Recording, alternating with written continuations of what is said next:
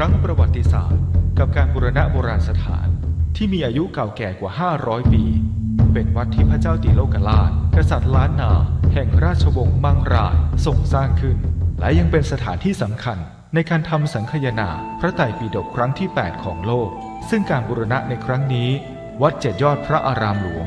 ร่วมกับสำนักศิลปากรที่7เชียงใหม่กรมศิลปากรได้จัดให้มีการบูรณะโบราณสถานทั่วบริเวณวัดกว่า9จุด12รายการจึงขอเชิญชวนพุทธศาสนิกชนผู้มีจิตศรัทธาทุกท่าน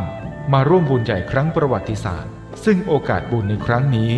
500ปีจะมีเพียงครั้งเดียวโดยสามารถร่วมบุญได้ที่บัญชีวัด7ยอดพระอารามหลวงเพื่อการบูรณะโบราณสถานเลขที่บัญชี839-222-7594 ธนาคารไทยพาณิชย์สาขานิมมานเหมินหรือติดต่อสอบถามเพิ่มเติมได้ที่ Facebook วัด7ยอดพระอารามหลวงโทร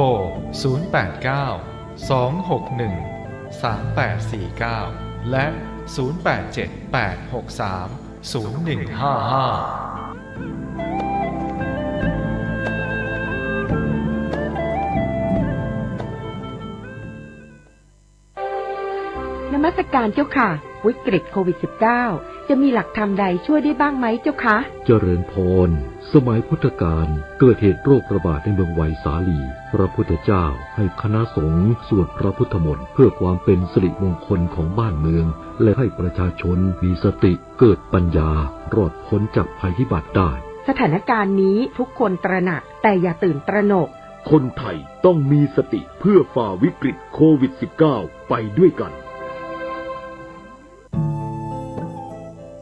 ท่านกำลังติดตามรับฟังสถานีวิทยุกระจายเสียงพระพุทธศาสนาแห่งชาติและสังคมคลื่นเพื่อการศึกษาพระพุทธศาสนาและวัฒนธรรมระบบ FM 104.5 เมกะเฮิรตซ์รายการต่อไปเป็นรายการคดีโลกคดีธรรม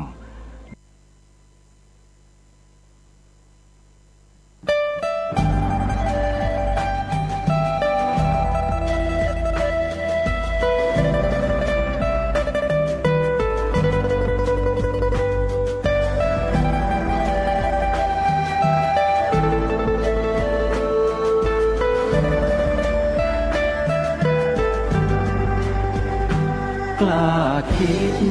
ก็ต้องกล้าทำอย่ากลัวถ้าทำความดีเป็นศึกษาปัญหาให้ทันท่วงทีเมืองไทยจะพัฒนากว่านี้รายการดีคดีโลกคดีธรรมขอรำพันบรรยายความคิดเครื่องหมายแห่งสีทั้งสามงามถนัดขาวคือบริสุทธิ์สีสวัสดิ์หมายพระไตรรัตน์และธรรมะคุ้มจิตไทยแดงคือโลหิตเราใสซึ่งยอมสละได้เพื่อรักษาชาติศาสนาน้ำเงินคือสีโสภาอันจอมประชาถ้าโปรดเป็นของส่วนองค์จากริ้วเข้าเป็นไตรรงค์จึงเป็นสีธงที่รักแห่งเราชาวไทยทหารอวตารนำไปยงยุทธวิชัยวิชิตก็ชูเกียรติสยามประเทศไทยที่เจริญมั่นคงมาได้จนถึงทุกวันนี้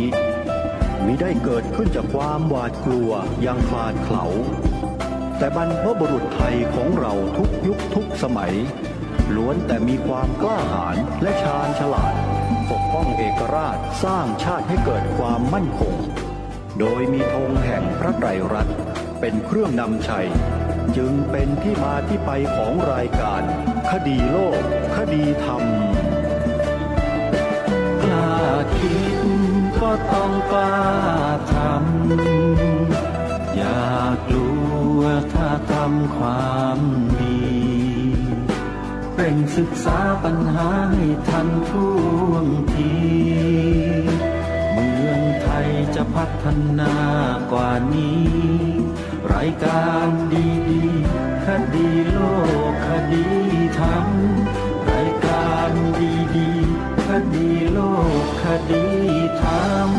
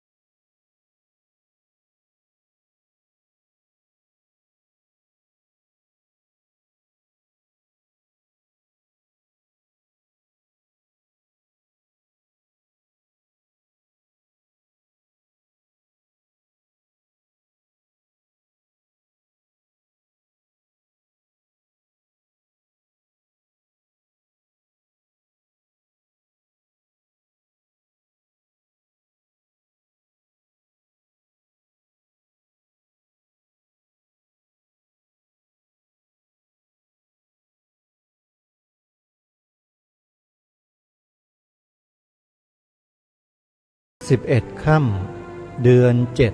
7วันนี้ตรงกับวันเสาร์ที่22พฤษภาคมพระพุทธศักราช2564รายการคดีโลกคดีธรรมมาพบกับท่านผู้ฟังเป็นปกติทุกวันจันทร์ถึงวันศุกร์และวันเสาร์อาทิตย์ทางสถานีวิทยุแห่งนี้ท่านสามารถดาวน์โหลดแอปพลิเคชันเพื่อติดตามรับฟังรายการนี้ได้เป็นประจำทุกวันแอปพลิเคชันมีชื่อว่าสมาพันธ์สื่อวิทยุพระพุทธศาสนาอาเซียนรายการคดีโลกคดีธรรมในวันนี้ขอนำเสนอบทการบรรยายให้ความรู้เรื่องภัยคุกคามพระพุทธศาสนาและแนวทางแก้ไขในช่วงที่2ซึ่งเป็นคลิปวิดีโอ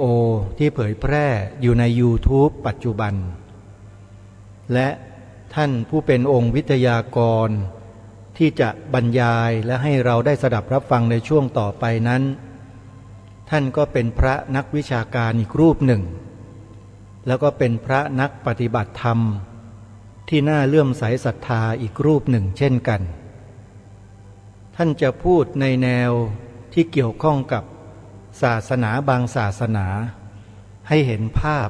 ที่ชัดเจนมากยิ่งขึ้นโดยท่านจะเน้นไปที่ภัยจากการคุกคามของต่างศาสนาเป็นหลักเพื่อไม่ให้เป็นการเสียเวลาเราลองมาสดับรับฟังกันดูว่าเนื้อหาที่ท่านได้บรรยายไว้นั้นจะมีเนื้อหาสาระเป็นอย่างไรติดตามรับฟังได้พร้อมๆกันณบัดนี้พระเถรานุเถระที่เคารพครับเพื่อนสาธมิกขอสวัสดีทุกท่านรวมทั้งสวัสดีเพื่อนรวมทุกข์รวมยากข้างบนเวทีนี้ด้วยคือท่านพระครูประหลัดสุวัฒนจริยคุณแล้วก็ท่านพลเอกธงชัยเกื้อสกุลท่านผู้ดำเนินการตลอดทั้งเจริญพรพระคุณโยมสิริทัศน์โรจนพฤกษ์ซึ่งเป็นประธานจัดงานในวันนี้แล้วก็เจริญพรญาติโยม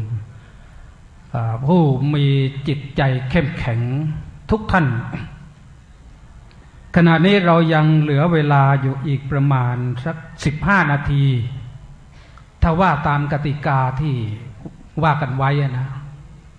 เพราะฉะนั้นต้องมาบริหารเวลากัน เหลือวิทยากรอีก3 ท่านก็จะพยายามบริหารดูนะคิดว่าจะพูดให้หมดทั้ง15 นาทีเพื่อทั้ง2 ท่านจะได้สวัสดีลงไปพร้อมกันเราได้ฟังเรื่องภัยการเมืองภัยศาสนาที่ท่านประธานพระเดชพระคุณพระธรรมโกษาจารย์พูดขึ้นแล้วอาตมาเองก็ทำให้เบาใจไปเยอะเลยเพราะพูดทุกครั้งจะโยนความผิดให้การเมืองเพราะว่าการเมืองเป็นตัวจักรสำคัญที่จะทำให้เป็นภัยคุกคามหรือจะทำให้เป็นโอกาสแก่พระพุทธศาสนาและทุกศาสนาไม่ว่าที่ไหนในโลกไม่ว่าในประเทศไหนถ้าการเมืองไม่เล่นด้วยกับศาสนานั้นๆแล้วเขาจะยุ่งยากลำบากศาสนาพุทธเราที่ระเหินระเหเร่ร่อนมาในเพราะการเมืองทั้งนั้นภัยอีกอย่างหนึ่งที่ท่านบอกมาก็คือศาสนาอื่นทำความแตกแยกให้ซึ่งท่านก็พูดไปแล้วโดยเฉพาะอย่างยิ่งตัว unethical conversion คือการมาทำให้คนเปลี่ยนศาสนาโดยไม่ชอบธรรมไม่เป็นไปตามศีลธรรมนะ unethical ก็คือไม่เป็นไปตามศีลธรรมไม่ยุติธรรมกันนะอย่างบ้านเราในตอนนี้กำลังเกิดความไม่ยุติธรรมขึ้นอย่างมากเหมือนที่ท่านพลเอกณพลบุญทัพว่าไปแล้วอาตมาภาพเองก็สบายใจว่าไม่ต้องพูดเรื่องนั้นกันอีกเรื่องการสร้างความเข้าใจของเราโชคดีที่เรายังมีวันวิสาขบูชาเป็นวันสำคัญสากลแต่ยอมรับจริงๆว่าคนไทยเราชาวพุทธเรานี่หาคนรับผิดชอบอะไรยากจริงๆแม้แต่เมื่อ 2-3 เดือนที่แล้วที่เขาประชุมกันที่เจนีวาศาสนิกของทุกศาสนาในโลกไปประชุมกัน300 กว่าคนผลสุดท้ายเขายกมือให้ว่าศาสนาพุทธเป็นศาสนาที่ดีที่สุดของโลกปริยนธรรมสมาคมเอามาพิมพ์เผยแพร่หมดไปหลายตังค์อาจารย์บุญชูนั่งเศร้าอยู่นู่นไปตรงไหนแล้วไม่รู้พิมพ์ไปพิมพ์มาปรากฏว่าเงียบกริบเลยไม่มีใครต่อยอดเหตุผลที่น่าสงสารชาวพุทธที่สุดก็คือเขายกย่องให้เป็นศาสนาที่ดีที่สุดในโลกแต่ไม่มีองค์กรไหนไปรับรางวัลนั้นจนเขางงเหมือนกันว่ากันแบบเป็นภาษาเรากูจะทำยังไงว่าจะให้ใครเนี่ยไม่มีคนไปรับนี่คือความแปลกแต่จริงในประเด็นแบบฟันธงนั้นท่านพลเอกณพลพูดไปเยอะแต่ขอให้เข้าใจว่าต้องไปประยุกต์กับของท่านประธานคือท่านเจ้าคุณพระธรรมโกษาจารย์ที่เหตุการณ์อดีตกับปัจจุบันมันลงรอยกันเป๊ะเลยเพราะฉะนั้นต่อไปนี้นี่จะทำหน้าที่อย่างรวดเร็วสักนิดหนึ่งแบบลงในเนื้อไม่ต้องไปว่ากันในเรื่องขี่ม้าเรียบไข่ว่ากันไปเลยเรื่องนี้คืออะไรภัยหลักๆคือภัย2 อย่างเนี่ยภัยภายในภัยภายนอกพระเดชพระคุณพระธรรมโกษาจารย์ก็จำแนกแยกแยะออกไปให้แล้วเพราะฉะนั้นก็ไปดูอีกนิดหนึ่งภัยภายในคืออะไรบ้างในมุมมองของพระเทพวิสุทธิกวีเนี่ยพระเนรลดลงนี่ก็ท่านก็พูดไปแล้วทำไมจึงลดลงเพราะเรากลัวความเกิดกลัวการเกิดขึ้นมาเดี๋ยวนี้คนไทยชาวพุทธนี่เกิดประมาณ 1.3 1.4 บอกมาหลายครั้งแล้วว่า1 กับ 1ครอบครัวเนี่ยมีลูก1 คนกับ2 คน1 คนส่วนมากเพราะฉะนั้นไปเฉลี่ยกันแล้ว1 คนกว่าไอ้ที่กว่านั้นมันไปขับรถมอเตอร์ไซค์ชนกันตายหมดอาตมาก็จนด้วยกล้าวหูมืดตามัวไม่รู้จะแก้อย่างไรไอ้ที่เหลือมาให้บวชก็เหลือขอจริงๆต้ม7 น้ำไม่เปื่อยมันต้องใส่ยางมะละกอเอามาสอบนักธรรมตรี3 ปีไม่ผ่านก็ยังอดใจรอเมื่อก่อนนี่สอบนักธรรมตรีปีเดียวไม่ผ่านไล่เลยไม่เอาแล้วเดี๋ยวนี้3 ปีไม่ผ่านก็ยังต้องรักษาไว้ก่อนเพราะมันไม่มีเน้น การศึกษาอ่อนแอเนี่ยโดยเฉพาะการศึกษาที่รัฐจัดขึ้นเนี่ยอ่อนจริงๆดูได้ชัดๆอันมาอยู่มหาวิทยาลัยมาหลายปีศึกษาเห็นภาพเลยว่ารุ่นเรากับรุ่นก่อนเรารุ่นก่อนเราเก่งกว่าเราพอมารุ่นเรานี่ก็เก่งแล้วแต่ว่าเก่งน้อยพอไปรุ่นต่อไปเก่งน้อยลงไปอีกเพราะอะไรเพราะผู้ที่ไม่จบการศึกษาชั้นมัธยมปลายตามปกติเขาไปเรียนกศนเรียนกศนเขาก็เรียนอ่อนลงในที่สุดเข้ามาเนี่ยโอ้โหเขียนหนังสือ5 บรรทัดนี่ใช้เวลา3 ชั่วโมงมันยากที่จะฝึกฝนขึ้นไปที่สำคัญที่สุดอ่อนการศึกษาวิชาพระพุทธศาสนาปัจจุบันนี่ทราบข่าวชัดเจนว่าทางกระทรวงเขาขอเวลาวิชาพระพุทธศาสนาที่ยังเหลืออยู่น้อยนิดเอาไปอีกตอนนี้ให้เหลือชั่วโมงเดียว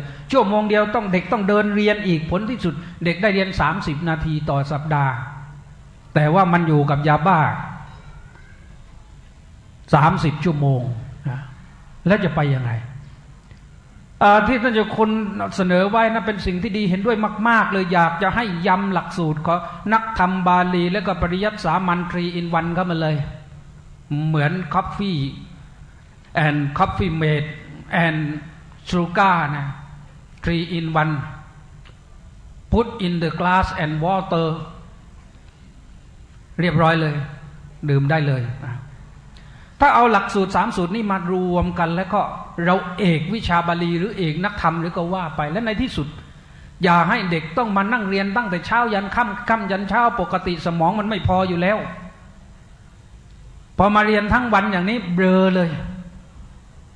เพราะฉะนั้นวันนี้เรามาประชุมกันมุ่งเน้นภาคปฏิบัติฝากท่านพลเอกธงชัยช่วยไปกระตุ้นเรื่องนี้เดินไปครึ่งหนึ่งแล้วแต่ยังไม่บรรลุผลต้องเอาไปทำเรื่องนี้เรื่องผลิตคนพลเอกธงชัยก็คงจะไม่ไหวแล้วเหมือนกันนะคิดเดาเอาเองนะแต่อาจจะไหวก็ได้แต่ว่าการศึกษานี่เราช่วยกันได้การบริหารอ่อนแอเหมือนกัน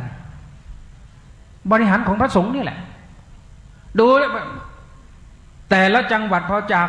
มันคือเส้นทางมันยาวเหลือเกิน70,000 ลี้กว่าจะถึงจังหวัดนะจากมหาเถรสมาคมไปเจ้าคณะใหญ่หนเจ้าคณะใหญ่ไปเจ้าคณะภาคเจ้าคณะภาคไปเจ้าคณะจังหวัดไปอำเภอไปตำบลเจ้าอาวาสนี่7 บันได 7 ขั้นกว่าจะแก้ปัญหาได้นั้นเละตุ้มเป๊ะแล้วภาษาที่เขาพูดกันมากว่าถั่วจะสุกงามันไหม้หมดเพราะฉะนั้นเกิดเหตุการณ์อะไรขึ้นทุกครั้งเนี่ยไม่สามารถที่จะปิดได้ไม่เหมือนศาสนาอื่นเขาศาสนาอื่นก็ปิดชึกเดียวหมดเละถามว่าศาสนาอื่นไม่เละหรือมันเละเหมือนกันนะคนศาสนิกนี่ตีเละเทะมีแต่เขาปิดได้แต่ของเราเพราะการบริหารที่มันเส้นทางมันไกลเกินไปทำอย่างไรย่อเส้นทางให้มันเป็น one stop service ขึ้นมาหรือถ้ายังแก้ตรงนั้นไม่ได้ทำอย่างไรครับพระเดชพระคุณทั้งหลายในฐานะผู้บำเพ็ญประโยชน์เนี่ยเป็นเจ้าอาวาสก็เยอะเป็นผู้ช่วยเจ้าอาวาสก็แยะเจ้าอารวาสก็มีบ้างนะเราจะทำอย่างไรผมเคยไปถวายความรู้พระสังฆาธิการระดับเจ้าคณะตำบลเจ้าอาวาสผู้ช่วยเจ้าอาวาสที่ราชบุรีของนี้ประจำเนี่ยผมขอร้องทุกครั้งว่าในกรณีที่มันเกิดปัญหาขึ้นในเขตท้องถิ่นของเราที่เป็นความเสียหายขออย่าบอกคำว่ายังไม่ได้รับรายงานเกิดปัญหาขึ้นในเขตของตนตรงไปเลยทันทีเพราะการคมนาคมเดี๋ยวนี้แป๊บเดียวถึงโทรศัพท์นี่คลิกเดียวถึงแล้วขอให้แก้ปัญหาเร็วที่สุดแต่เพราะการบริหารที่อ่อนแอเป็นเหตุให้การศึกษานักธรรมก็อ่อนแอเหตุให้การทำอื่นๆก็อ่อนแอไปหมดการสื่อสารเรายิ่งมืดเลยนี่หลวงตาบัวก็ทำได้อาจารย์สนองก็ทำได้ธรรมกายก็ทำได้เพิ่งมาโผล่ขึ้นเนี่ยท่านมหาปราโมทย์ดร.ปราโมทย์มาทำขึ้นวันนี้ไม่รู้คนได้ดูสักกี่คนเพราะว่าเพิ่งเปิดวันนี้เลยทีวีเนี่ยจากดีทีวีทราบข่าวว่าเป็น AB ทีวีโดยซ้ำไปฮะดีแน่นะแน่นอนเป็นดีทีวีทีวีนี่คืออะไรธรรมะ democracy I can speak English because I finished PhD from India พูดภาษาอังกฤษได้ 2-3 คำเราไปจบมาจากอินเดียสถานีโทรทัศน์ธรรมาธิปไตยอะไรอย่างนั้นธรรมะ democracy television ก็เพิ่งได้ออกอากาศวันนี้เลยลุ้นสุดๆเลยตั้งแต่ต้นปีนั่นมันขัดข้องแต่ขอให้เข้าใจว่านี่คือทีวีของคณะสงฆ์นะออกมาได้แล้ววันนี้ถือว่าเป็นฤกษ์งามยามดีสัปดาห์ส่งเสริมพระพุทธศาสนาวิสาขบูชาเราต้องทำผมนี่ตั้งแต่ได้ไปศึกษาในต่างประเทศแล้วสิ่งที่ผมได้อาศัยมากที่สุดก็คือวิทยุคลื่นช็อตเวฟฟังจากรัสเซียบ้างฟังจากอินเดียบ้างฟังจากยุโรปบ้างฟังจากไทยบ้างจาก BBC บ้างไทยเวอร์ชั่นนะที่เขาออกอากาศภาคภาษาไทย Voice of America อะไรเนี่ยแต่ก็บอกภาษาไทยมาเราก็ได้ฟังนั้นเห็นประโยชน์ของวิทยุตั้งแต่นั้นมากลับมาถึงจัดรายการวิทยุ AM เลยครับและตั้งแต่นั้นมาจนถึงวันนี้ผมต้องทำงานเผยแผ่ศาสนาบรรยายธรรมปีหนึ่งไม่น้อยกว่า900ครั้งครับใน376วันไม่น้อยกว่า900ครั้งผมต้องทำทั้งวิทยุทั้งโทรทัศน์ทั้งไปบรรยายทั้งอภิปรายอะไรอย่างเนี้ยวิทยุเนี่ยมากรายการอย่างนี้ก็เยอะการสื่อสารเราต้องทำให้ทั่วโลกครับมันต้องเวิร์ลไวด์เดี๋ยวนี้แต่ถามว่าของคณะสงฆ์เรามีไหมที่จริงแล้วถ้าหากว่าตั้งศูนย์ขึ้นมาแล้วมันได้อะครับนะปัญหาพระเนรเนี่ยเราต้องสร้างแรงจูงใจนะครับทำยังไงถ้าเกิดขึ้นแรงจูงใจต้องให้กำลังใจแล้วต้องให้อะไรที่เขาสามารถที่จะรับได้เขามองเห็นอนาคตพอไปถึงจุดหนึ่งเขามีทางเลือกที่จะอยู่เป็นพระหรือจะไปทำงานอะไรเพื่อประโยชน์พระศาสนาสิ่งในแรงจูงใจที่จะให้เกิดขึ้นคือต้องสร้างค่านิยมกันไปด้วยอันนี้ก็เราต้องคิดกันนะครับผู้บำเพ็ญประโยชน์เพื่อพระพุทธศาสนาต้องช่วยกันคิดมองมุมใหม่ครับไอ้ที่บอกเมื่อก่อนว่าอย่างนั้นไม่เอาอย่างนี้ไม่เอาต้องปั้นดินให้เป็นดาวต้องทำน้ำครัมมาให้เป็นทองขึ้นมาได้ต้องให้เป็นน้ำครัมที่เป็นสามารถทำให้เป็นน้ำดื่มได้นั่นคือสิ่งที่เราจำเป็นต้องทำเราจะคิดอย่างไรจะทำอย่างไรเรื่องของประชากรโลกเนี่ยพอให้ดูนิดหนึ่งคนไทยเมื่อ 2510 โดยประมาณนะ30 ล้านคนมีพระเนรอยู่ประมาณ 300,000 2553 65 ล้านคนเศษนะครับเดี๋ยวนี้เราก็มีพระเนรอยู่ประมาณ 300,000 เศษเท่ากับว่าเราลดลงไป 50% นะครับความน่าตกใจในขณะเดียวกันโลกประชากรโลกมาปี 2480 เพราะว่าหลังสงครามนะครับประชากรโลก 3,000 ล้านไทยมีอยู่พุทธมีอยู่ประมาณ 1,450 ล้านคนพอถึง 2553 ที่จริงแล้วปี 1990 นะผมได้อ่านใน Guinness Book นะครับเขาบอกว่า the fastest growing religion of the world is Islam ศาสนาที่เจริญเติบโตรวดเร็วที่สุดคืออิสลามปี 1990 ก็มีอยู่400 ล้านพอมาถึงปี 2004 เขามีอยู่ 1,400 ล้านมาถึงเดือนที่แล้วเนี่ยทางคาทอลิกเขาลงอินเทอร์เน็ตของเขาบอกว่าตอนนี้คาทอลิกต้องสูญเสียความเป็นหนึ่งของโลกไปแล้วเพราะคาทอลิกมีประมาณ 1,500 ล้านแต่มุสลิมมีประมาณ 1,900 ล้านนี่จาก 2004 มาถึง 2010 เพราะนโยบายประชากรเขาดีนี่อย่างไรก็ตามนะนี่ตัวเลขนี่เขาบอกว่าตัวเลขปี 2553 เนี่ยนะประมาณประชากรโลกประมาณ 6,500 ล้านเนี่ยแต่ในหนังสือทั่วไปที่เป็น World Record เนี่ยเขาบอกว่าชาวพุทธมีอยู่ประมาณ376 ล้านคนอย่างไรก็ตามนะครับผมก็เอาข้อมูลมาให้สบายใจนิดหนึ่งนะผมมีข้อมูลอยู่นะมันเป็น English version เหมือนกันนะครับเนี่ยเขาบอกว่า Buddhists around the world นะไม่ต้องอ่านนะครับแต่ผมเปิดไปให้ดูสักนิดหนึ่งเขาบอกว่าจริงๆแล้วเนี่ยตรงนี้ก็มีอยู่นิดหนึ่งนะเขาบอกว่าอะไรล่ะ In Asia it is quite common for one person to have 2, 3 or more religion หมายความว่าในหนึ่งคนเนี่ยอาจจะนับถือ 2-3 ศาสนาเช่นขงจื้อเหลาจื้อเต๋าอิซึมของคอนฟูเชียนิซึมก็คือขงจื้อแล้วก็พุทธิซึมรวมกันไปทีนี้ไปดูในตัวเลขที่มันมีอยู่อันนี้ก็อยู่ใน thamma.com นะครับไปเปิดดูได้www.thamma.com เขามีตัวเลขให้ดูอย่างนี้ให้เราสบายใจเล่นๆนะอันนี้นะครับนี่เขาบอกว่า in China เนี่ยในประเทศไทยว่ากันจริงๆแล้วถ้าเป็น liberal estimate ประเมินกันอย่างกว้างๆนะครับก็80%ของประชากรจีนก็คือ 1,070 ล้านคนเนี่ยเป็นบุติซึมเป็นบุติสนะแต่ถ้า conservative estimate หมายถึงการที่ประเมินอย่างซีเรียสหน่อยจริงจังหน่อยก็เหลือสัก 50% ก็669 ล้านคนในประเทศอื่นๆไม่ต้องไปดูไปรวมกันไปในที่สุดเลยนะครับเขาว่า total Buddhists in the world liberal estimate เขาบอกว่าเพราะฉะนั้นตัวเลขชาวพุทธในโลกนี่เมื่อประเมินกันอย่างกว้างๆแล้วก็ประมาณ 1,599,982,230 คนหรือประมาณ 1.6 ล้านถ้าเอากันอย่างซีเรียสจริงจังหน่อยก็ 1,198 ล้านหรือ 1.2 พันล้านนี่ว่ากันให้รวมเสร็จแล้วเขาบอกด้วยว่าตรงนี้เนี่ยเขาบอก it is important to know the true number to อะไรเนี่ยเอาละไม่ต้องอ่านย้ายมันไม่ใช่ภาษาพ่อเราเขาบอกว่าที่จริงแล้วที่มาประเมินกันอย่างเนี้ยหาตัวเลขจริงๆเนี่ยก็เพื่อจะรู้ว่า we are not alone เราไม่ใช่โดดเดี่ยวนะไม่ต้อง for in our thinking and our practice ในแนวความคิดและในการปฏิบัติของเราไม่ได้โดดเดี่ยวนะอย่างเรายังมีเพื่อนกันอยู่นะทีนี้ตัวเลขที่เขารวมสุดๆนี่ก็อยู่ตรงเนี้ยอยู่ตรงเนี้ย 1,900 เนี่ยเพราะฉะนั้นอันนี้ก็ทำให้เกิดกำลังใจขึ้นนิดหนึ่งผมก็ทิ้งตรงนี้ไปทีนี้เพื่อจะไปให้เร็วกว่านั้นเดี๋ยวท่านพระครูจะหมดสิทธิ์พูดเลย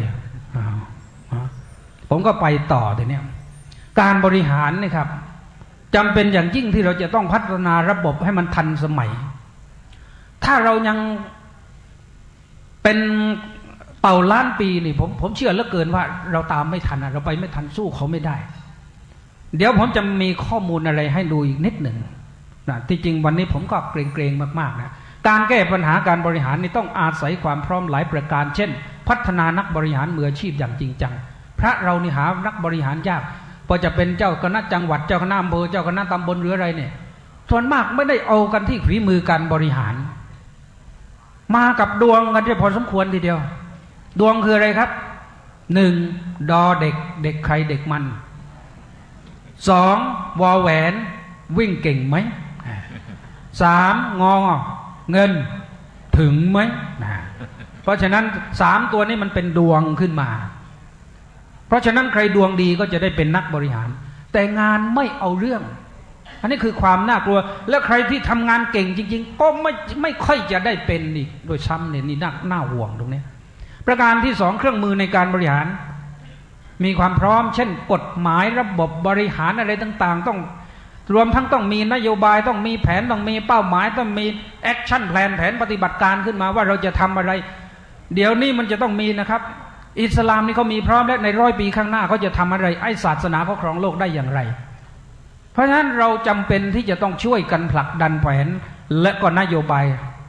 นะพระพุทธเจ้าสั่งให้เราโลกานุกรรมปายะให้ไปเผยแผ่เพื่อประโยชน์อนุเคราะห์แก่ชาวโลกไม่ใช่แก่ชาวไทยไอ้ชาวไทยนี่มันเป็นนิดเดียวแต่เราผิดพลาดมากที่ทำให้ชาวพุทธเราตั้ง 1,500 ล้านคนกลับมาเหลือ376 ล้านคนเนี่ยผิดที่การบริหารและการเผยแผ่อย่างรุนแรงนะครับประเด็นต่อไปครับปัญหาการสื่อสารนี่เราต้องยอมรับความก้าวหน้าพัฒนาเครื่องมือทุกอย่างนี่มันมีคุณอนันต์โทษมหันต์ไม่ขีดกั้นเดียวอาจเผาเมืองได้ทั้งเมืองเราเห็นกันเผากันมาแล้วแต่ถ้าเราเอาไม้ขีดมาใช้ประโยชน์มันก็ได้ประโยชน์มหาศาลไฟฟ้าเนี่ยถ้ามันเกิดระเบิดตุ้มมันก็พังกันหมดแต่ถ้ามันทำมันดีรักษามันดีก็เทคแคร์มันดีก็มันก็ให้แสงสว่างให้อะไรต่างๆอีกมากมายจะให้เย็นก็ได้ให้ร้อนก็ได้เพราะฉะนั้นเราต้องยอมรับการสื่อสารเนี่ยมันไม่ใช่มีโทษอย่างเดียวแต่ส่วนมากแล้วเรามักจะมองกันว่าอันนี้มันสิ่งที่เป็นโทษไม่ไหวพระหนุ่มเนรน้อยเดี๋ยวนี้มันดื้อมันไปติดคอมพิวเตอร์เนี่ยทำไมไม่เอาคอมพิวเตอร์มาใช้ให้เกิดประโยชน์ นี่ต้องมีนะครับภัยภายนอกทีนี้นะถามว่าภัยภายนอกท่านประธานก็ได้ว่ามารอบแล้วอันนี้ขอมองไปที่1กฎหมาย2การเมือง3ลัทธิเสรีนิยม3เศรษฐกิจและก็5ศาสนาต่างๆประเด็นที่1กฎหมายเราไม่มีกฎหมายคุ้มครองศาสนากฎหมายที่มีก็กลายเป็นกฎหมายลิดรอนศาสนาแล้วก็มีกฎหมายเอื้อต่างศาสนาเสียด้วยซ้ำสมัยก่อนพระเจ้าแผ่นดินคือตัวกฎหมายมีพระราชดำรัสออกมาอย่างไรนั่นต้องเป็นกฎหมายต้องรักษาศาสนาดีทุกคนต้องทำตามแต่เดี๋ยวนี้พูดอะไรก็ไม่ได้ขอกันแล้วก็ไม่ได้ยึดรัฐสภาแล้วก็ยังไม่ได้ต่อไปจะยึดอะไรดีก็ไม่รู้ราชประสงค์ก็เผากันหมดแล้วนะก็กำลังคิดเดี๋ยวฝากท่านพระครูไปกันแล้วกันนะแต่ถ้าให้เรามั่นคงนะต้องมีกฎหมายต้องมีกฎหมายได้กฎหมายคุ้มครองกฎหมายอะไรต่างๆส่งเสริมสนับสนุนเนี่ยแล้วต้องกฎหมายนั้นต้องไม่ลิดรอนศาสนาต้องไปอย่างเอื้อเฟื้อเกื้อกูลซึ่งกันและกันอันนี้เราจำเป็นจะต้องเอื้ออาศัยซึ่งกันและกันเมื่อตะกี้โยมบอกว่าการเมืองไม่ดีหมดขอร้องอย่าพูดตอนนี้เรากำลังจะขอกฎหมายอยู่พูดแล้วเขาไม่ให้หรอกนะว่านักการเมืองที่ดีก็มีแต่ว่าพลังมันไม่ค่อยมีเพราะเราไม่ได้ไปช่วยต่อไปพลังศาสนาต้องไปช่วยให้นักการเมืองที่ดีได้ช่วยมากขึ้นแล้วจะเกิดดีขึ้นนะกฎหมายเอื้อต่างศาสนามีอะไรล่ะครับที่บ้านเราที่เห็นชัดๆเนี่ยตั้งธนาคารเราขอไม่ได้อิสลามได้ตั้งสำนักงานพุทธศาสนาได้เขาก็ไปตั้งสำนักงานอิสลามแห่งชาติขึ้นมาได้เขามีกฎหมายอะไรต่อไม่อะไรไม่รู้ต่อไปจะมีกฎหมายที่แต่งงานที่อะไรเป็นทรัพย์สมบัติอะไรจะเป็นของอิสลามหมดเขาให้หมดเพราะฉะนั้นเรื่องกฎหมายนี้ต้องไปดูกันอย่างจริงจังภัยจากการเมืองนะการเมืองคือผู้ออกนโยบายเป็นเรื่องสำคัญเราอย่าเกลียดนักการเมืองไปหมดนะนักการเมืองที่ดีจะช่วยเราถ้าเราไม่มีการเมืองถ้าเราไปทำตัวเป็นศัตรูนักการเมืองก็จะไม่มีทางมาช่วยเราเพราะเราเป็นศัตรูของเขาอันนี้ไม่ใช่กันล่อนแต่ต้องเข้าใจว่านักการเมืองที่ดีจริงก็ยังมีอยู่พอหาทำยาได้ในเมื่อเขาออกนโยบายถ้านโยบายมากีดกันศาสนาเรานี่เราหมดเลยนะเราจะเห็นว่าถ้าไปอ่านรัฐธรรมนูญเดี๋ยวนี้แม้แต่พระเจ้าอยู่หัวก็พูดภาษาชาวบ้านเรียกว่ากระดิกตัวแทบไม่ได้เพราะเขาเขียนมัดมือมัดเท้าไว้หมดยิ่งศาสนายิ่งไปกันใหญ่นะเป็นถ้าเขาออกนโยบายบั่นรอนศาสนาเราเจ๊งการเมืองถูกแทรกแซงจากภายนอกนักการเมืองของเราตอนนี้ต้องทำอย่างไรให้เขาได้ศึกษานักธรรมยันตรีทำศึกษาตรีโทเอกกันได้มากขึ้นเพราะเขาไม่รู้ศาสนาเลยเคยฟังเขาอภิปรายกันพูดศีลห้าไม่จบมันเศร้าสลดอยากจะดำดินไปเกิดในโลกใหม่เลยนะมันสงสารตัวเองทุเรศด้วยนะแต่นักการเมืองของเขาเดี๋ยวนี้เขาพูดเฉาะอ้างคัมภีร์ปุ๊บป๊อปก็ไปเลยอันนั้นผิดถูกเราก็ไม่รู้ของเขานะแต่เขาอ้างได้บทที่เท่านั้นก็ว่าของเรามันน่าเศร้าจริงๆนี่มาพูดถึงศีลห้าว่าไม่ได้ประเทศอินโดนีเซียเขายังปกครองด้วยปัญจศีลัตอยู่กันได้การเมืองไม่ลึกซึ้งในศาสนานี่เป็นปัญหา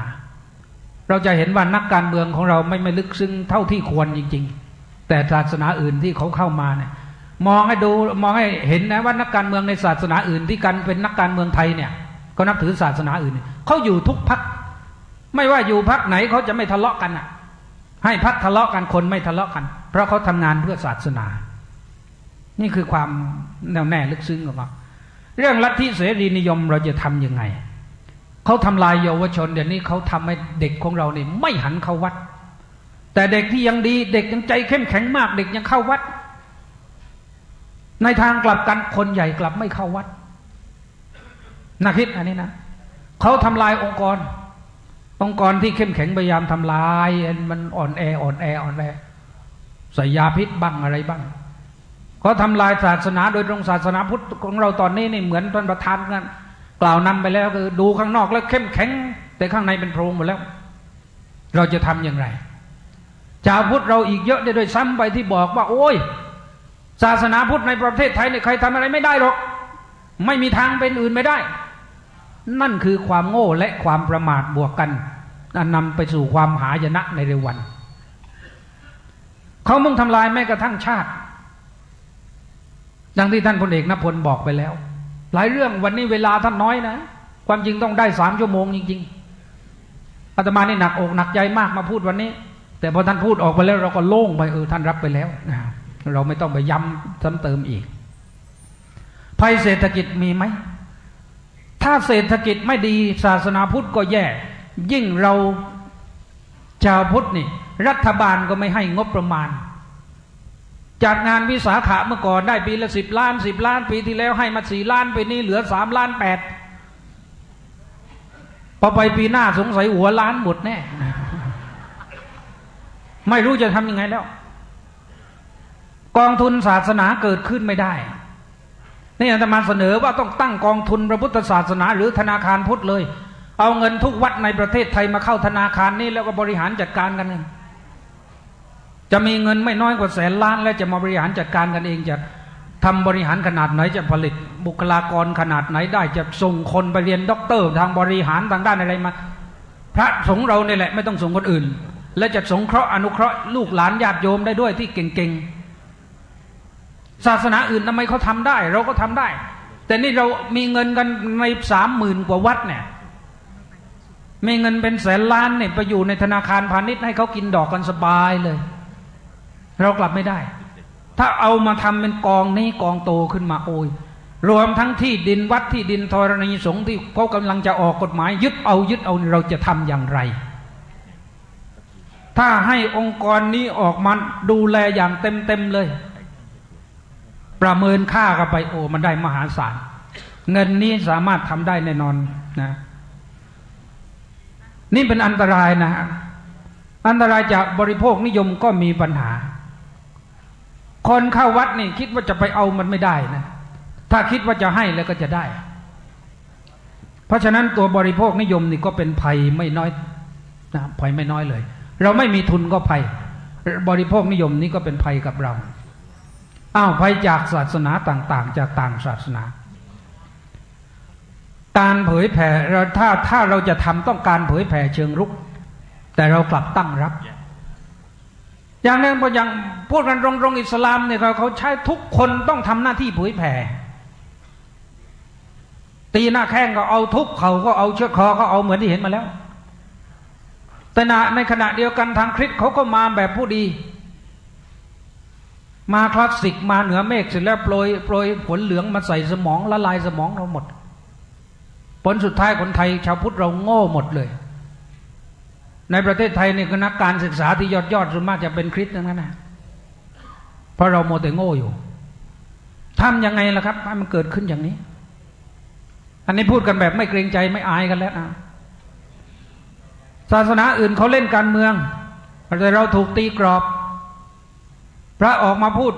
วิพากษ์วิจารณ์หน่อยไม่ได้สถานีวิทยุนี่พูดการเมืองหรือกูสั่งปิดนี่วิทยุวัดราชาเนี่ยโดนก็2-3 รอบนี่ครูโทรมาขู่เนี่ยดีที่ว่ายังมีพลเอกธงชัยขู่ไว้อยู่เรายังโชคดีไม่งั้นเสร็จไปแล้วคือพูดความจริงเขาก็หาว่าตำหนิเขาแต่คล้อยตามเขาเราก็มันอึดอัดใจเพราะฉะนั้นเราถูกตีกรอบพระนี่เมื่อก่อนในไปอยู่อันดับ3หลังคนวิกลจริตในรัฐธรรมนูญนะพูดไปพูดมาเราวิพากษ์กันมากตอนนี้เขายกให้อันดับ1เลยไอ้คนที่หมดสิทธิ์เนี่ยเป็นประชากรชั้น3ของประเทศไทยสมบูรณ์แบบแล้วตอนนี้ก็คือในวันเลือกตั้งบุคคลต่อไปนี้ไม่มีสิทธิ์ในการไปลงคะแนนเลือกตั้ง1พระภิกษุหรือนักบวชมาเอามาเลยเมื่อก่อนไปอยู่หลังคนวิกลจริตเราบอกว่ามันไม่เหมาะเลยเอาขึ้นมาอันดับ1เลยแต่ของเขาเป็นได้หมดเป็นอะไรเป็นได้หมดเป็นนักศาสนาก็ได้เป็นนักการเมืองก็ได้เป็นผู้ลงคะแนนก็ได้ผู้รับเลือกตั้งก็ได้พูดกันตรงๆนะนี่ถ้าพระมีสิทธิ์เลือกตั้งในนักการเมืองจะกลัวพระขึ้นพอสมควรเพราะพระก็มี power มี power พอสมควรที่จะบอกโยมว่าเลือกใครเว้ยโยมนะถ้าไม่เลือกคนนี้อย่ามาเข้าวัดนะเดี๋ยวก็ได้หมดเลยนะให้สิทธิ์ไปแล้วท่านจะเลือกไม่เลือกเป็นเรื่องของท่าน อยู่ที่ดุลพินิจของท่านแต่ว่าพอมาตีกรอบพระไม่มีเลยไม่มีปากไม่มีเสียงเลยแถมโยมก็ไม่เอากับพระจะด้วยนี่ยุ่งเลยแต่เนี่ยเขามีทุนเราขาดแคลนเราจะทำยังไงทุนเขาเยอะนี่เหมือนที่พลเอกณพลว่าตะกี้นี่มาซื้อที่ดินนี่ไม่ใช่เฉพาะ3 จังหวัดภาคใต้นะไปดูเชียงใหม่ดูเชียงรายดูนครสวรรค์ดูตากดูอุดรธานีมันจะมาไปสำรวจมาหมดแล้วนอกจากสิ่งเหล่านี้แล้วเขายังมีอีกนั่นก็คือเขาผลิตนักวิชาการไปอยู่ในทุกสถาบันอุดมศึกษาเป็นอาจารย์อยู่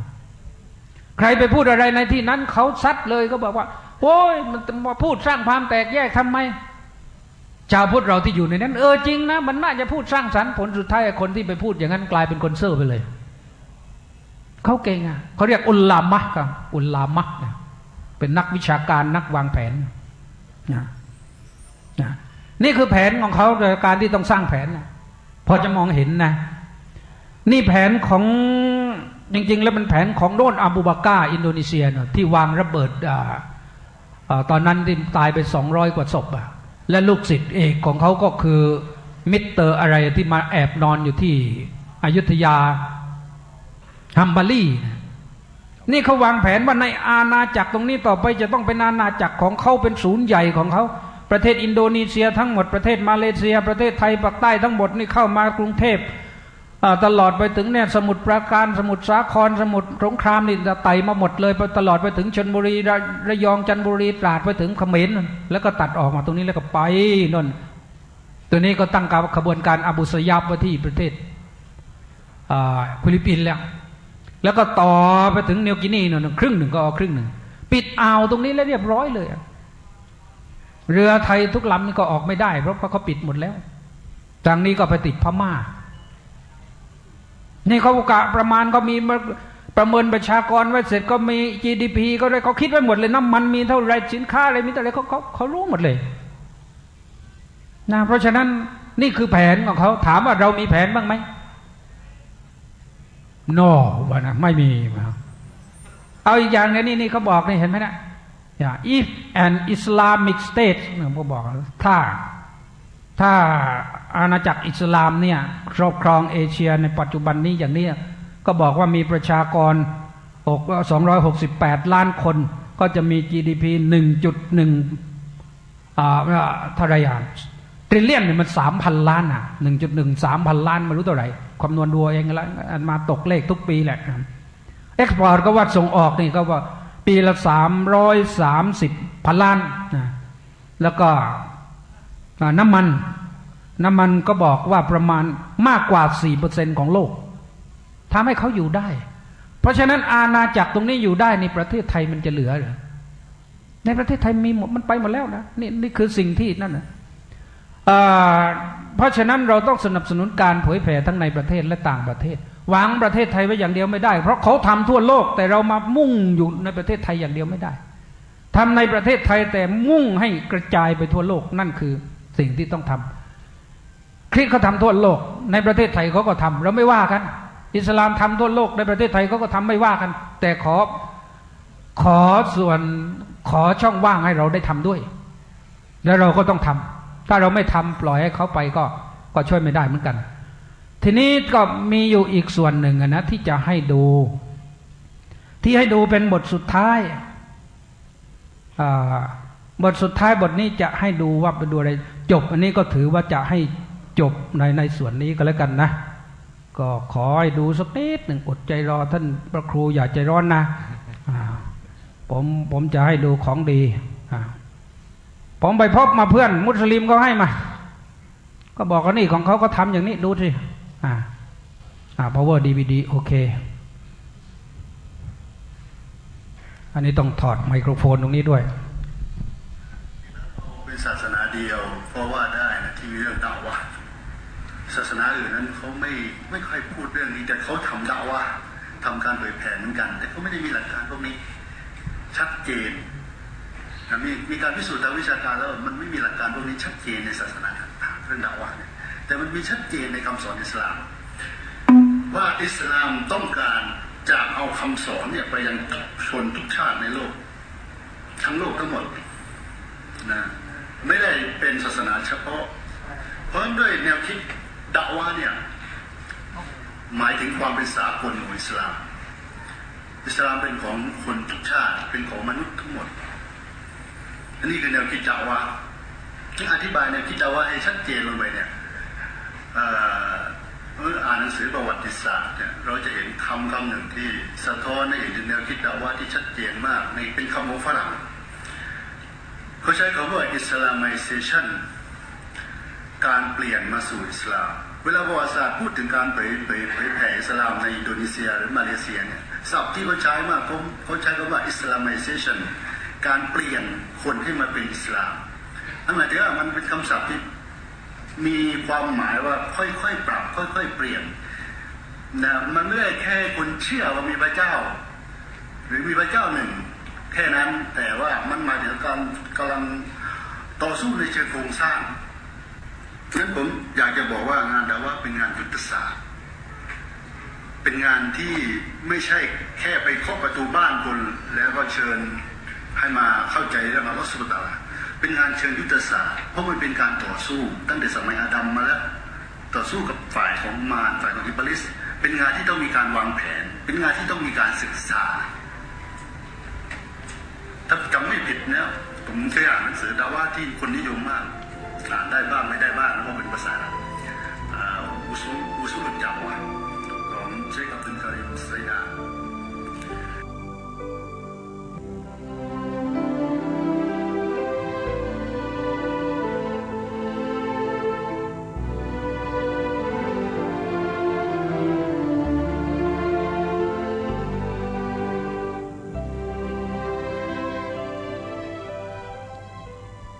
แหมเสียดายท่านผู้ฟังที่กำลังติดตามรับฟังรายการอยู่ในช่วงนี้เวลาของรายการใกล้จะหมดก็เลยต้องยุติการเปิดเสียงธรรมบรรยายในช่วงท้ายๆให้กับทุกท่านไว้เพียงเท่านี้ก่อนแต่ไม่เป็นไรท่านสาธุชนฮะใครที่สนใจจะฟังต่อเนื่องซึ่งเหลืออีกไม่กี่นาทีเนี่ยนะให้จบท่านสามารถคลิกเข้าไปใน YouTubeแล้วพิมพ์คำว่าภัยคุกคามพระพุทธศาสนาและแนวทางแก้ไขในเทปที่2นะเทปที่2เข้าไปดูได้เลยเต็มนะฮะแล้วท่านจะทราบว่าสิ่งที่ท่านพระเดชพระคุณท่านเจ้าคุณพระธรรมกิติเมธีซึ่งในสมัยนั้นท่านดำรงสมณศักดิ์ที่พระเทพวิสุทธิกวีวราชาธิวาสที่ท่านกำลังบรรยายเมื่อสักครู่นี้ท่านได้นำมาเปิดนั้นบุคคลต่างศาสนาคนนี้เขาพูดเกี่ยวกับประเทศไทยของเราอย่างไรนี่คือสิ่งที่พวกเรารู้พวกเราทราบพวกเราเห็นมีหลักฐานยืนยันชัดเจนแต่พวกเราชาวพุทธตั้งแต่ข้างบนยันมาข้างล่างทำอะไรกันอยู่เรายังคิดว่าประเทศไทยเราไม่มีใครมาทำอะไรเราได้หรือเปล่ายังคิดกันอยู่เช่นนั้นไหมแล้วยังมากล่าวหามาติมาตำหนิพวกอาตมาภาพว่าเป็นพวกสร้างความแตกแยกอยู่ไหมเลิกได้หรือยังนะใครสนใจก็ไปเปิดฟังดูต่อเนื่องนะวันนี้รายการคดีโลกคดีธรรมก็คงจะนำมาเปิดให้กับพวกเราท่านทั้งหลายได้ฟังแต่เพียงเท่านี้แหละเพราะว่าเหลืออีกเล็กน้อยเท่านั้นเองไม่มากแต่เวลามันใกล้จะหมดนะต้องการให้ทุกท่านไปเปิดฟังกันให้หลายๆรอบทั้ง 2-3 เทปที่นำมาเปิด 4-5 วันที่ผ่านมานี่แหละ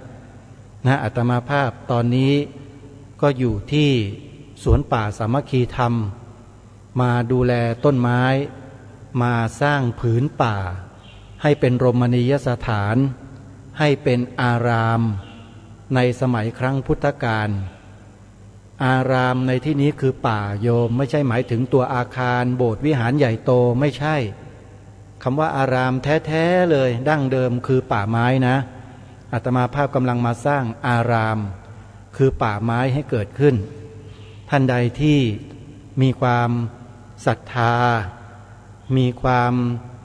ปรารถนาความประสงค์ต้องการจะช่วยสนับสนุนส่งเสริมให้อาตมาภาพ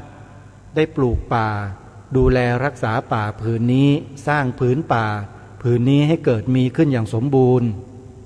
โยมก็ช่วย ส่งเสริมสนับสนุนได้ตามกำลังนะโยมนะก็เบอร์โทรศัพท์ท้ายรายการถ้าหากว่าใครต้องการโทรศัพท์มาพูดคุยสอบถามรายละเอียดก็โทรมาที่อาตมาภาพได้เลย094-662-6935วันนี้เวลาของรายการหมดลงแล้วอาตมาภาพต้องขอสมมุติยุติรายการไว้แต่เพียงเท่านี้ขอความสุขสวัสดีในธรรมแห่งองค์สมเด็จพระบรมศาสดาสัมมาสัมพุทธเจ้าจงปรากฏเกิดมีขึ้นในจิตใจของท่านผู้ฟังทุกท่านทุกคนเทอญ